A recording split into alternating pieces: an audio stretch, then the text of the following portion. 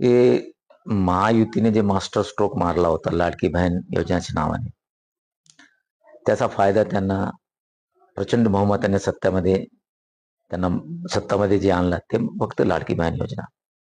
एकूण 3 कोटी पर्यंत ते लाभार्थी या योजनामध्ये आहे.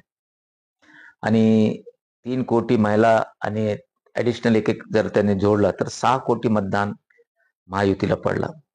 त्यामुळे आमच्यासारखे, मी असेल, बाळासाहेब थोरात असेल, पृथ्वीराज बाबा असेल, आमचे जसे दिग्गज लोक जे पडले फक्त हे लाडकी योजनामुळे. आता सरकारचं असं आहे, गरज सरे वैद मोरो सारखा झालेला आहे.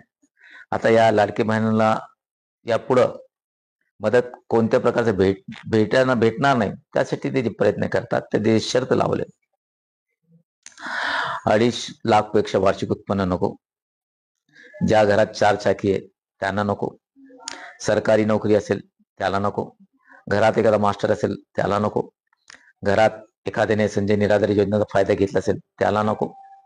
असं अपात्र करण्याचे जे त्याने 10-15 अटी ठेवली.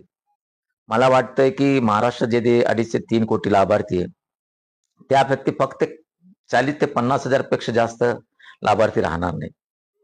आणि आता तुम्ही जे मॅनिफेस्टो तुमचा होता की आम्ही 1500 ने आता 2100 देणार, आता तुम्हाला 2100 रुपये या 2.5-3 कोटी महिलांना द्यावाच लागेल, नाहीतर आम्ही प्रचंड आंदोलन तुमच्या विरोधात करणार आहे.